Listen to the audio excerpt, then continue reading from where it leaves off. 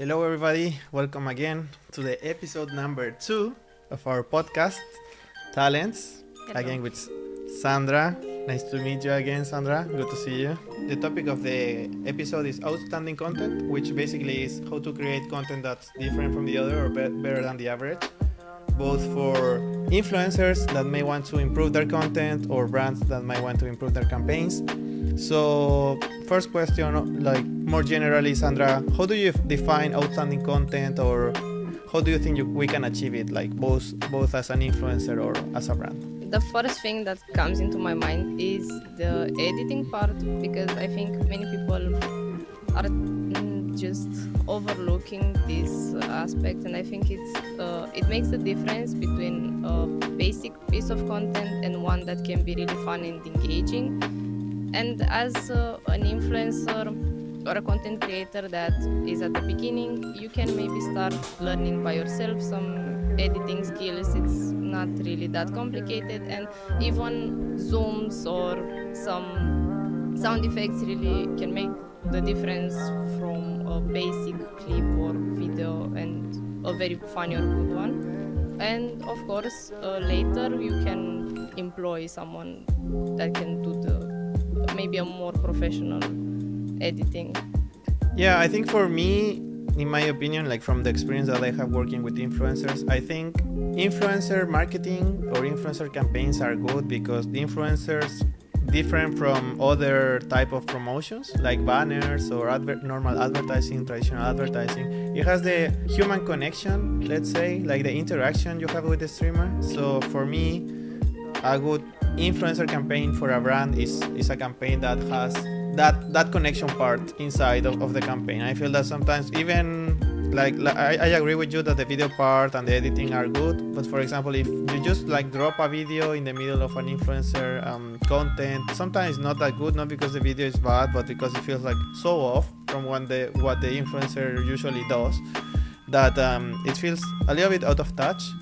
It needs to feel like your brand or your product is being inserted into the community of the streamer. I think it's easier said than done, and I don't think it's that easy to achieve, but I think in my opinion what makes like good campaigns from the bad ones in general. For the influencer side, like what do you think that they need to do in order to because we're talking about brands, but let's say how do you become a greater influencer? Like how do you make a content that's better by itself? What would you do different to be outstanding? I mean, of course, it depends also on the type of content, because if you are a YouTuber and you upload videos, that edit part that I was talking about can really help. But if you are a live streamer, yeah, you can't really incorporate that into your content. So I think maybe it depends on what kind of streamer you want to be. You can also focus on the funny and engaging aspect. You can maybe incorporate some challenges. I saw a challenge from a Romanian streamer. It's something like League of Legends A to Z, and you play with characters that their name starts with the letter A and so on until the Z letter, and you have to win a ranked game. And it can be a really fun and engaging challenge that you can do on the stream. And you can think of maybe original ones or use ones that already worked well for others, influencers or content creators. And you can definitely maybe try these tips. And when it comes to like outstanding campaigns, do you have like I like your example. So when it comes to brands, do you have anything in mind, like any good campaign that you remember, like you saw and say, okay, this campaign is very good, or they did a good job? You have anything in mind, that any brand that you can remember? I think I don't know if I can really name the brand, but what really worked for me in this campaign was that I could choose the game that I was playing, but of course this depends on the brand and the type of the campaign, because it's not always that flexible. But the game had a specific setting that was the only requirement, and I could choose any game that had that setting. And because of that, I was able to play something that I knew that I was going to enjoy and my community was going to enjoy as well.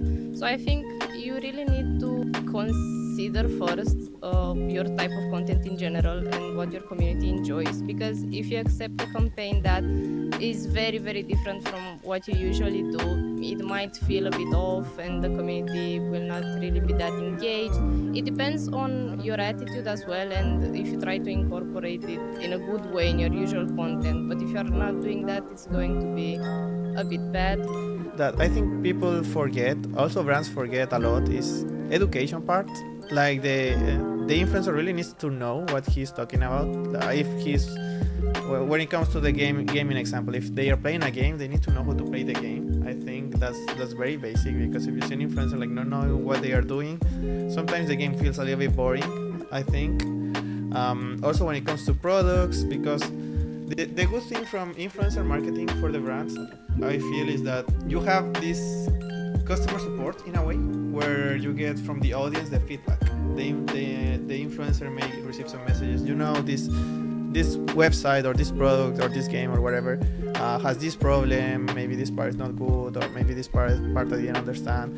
And the influencer, if you want to make a good campaign, the influencer needs to be able to address the concerns, at least send it to the feedback to the company, but make the user relieve with the answer that they are going to say. Those are details, but I also feel like details are important to make the difference, because everybody's doing the same thing. So if you want to be above the average, you need to take care of the details.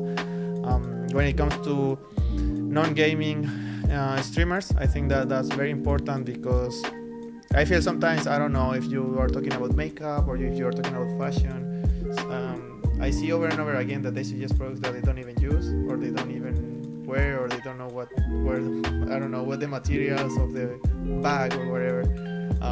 So you can tell. I feel that you as a viewer can tell.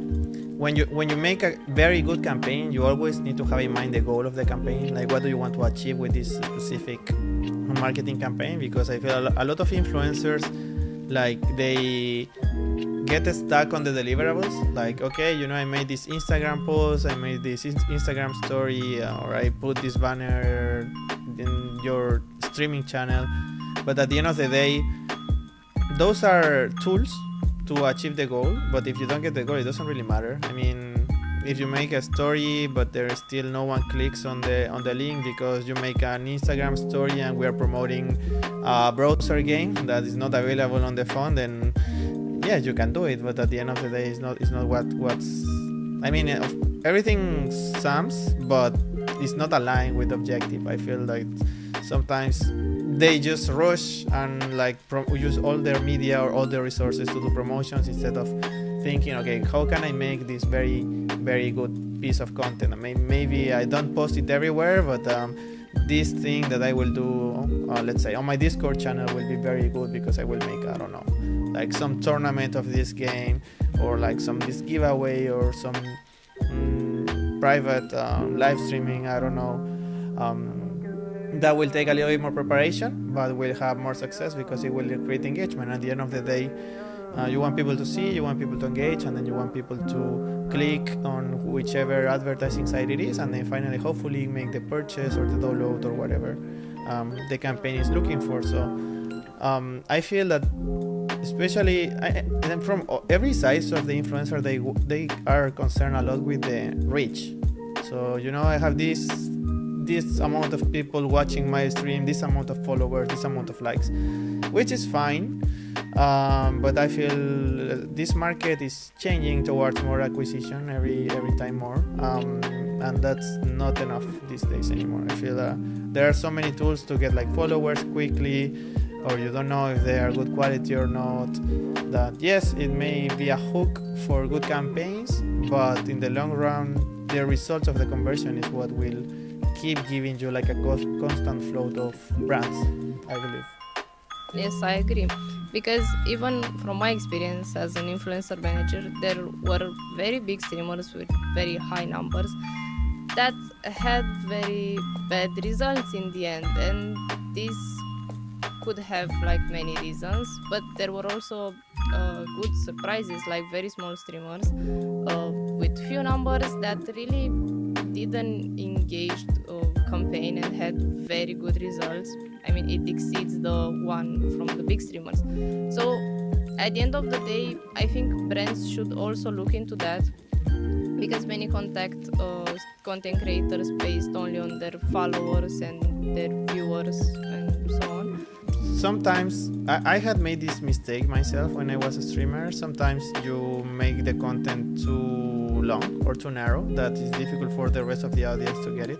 I remember when I was playing League of Legends professionally that I was used to upload content that teaching people how to play, and then I don't know why one week I just made a joke on a social media. I don't remember which joke it was, but it was the post with the best engagement I had in my entire life as a streamer, which was very weird and very sad at the same time, because the lowest effort content that I made was the most viral, and the ones that I really put my work on it were not that good.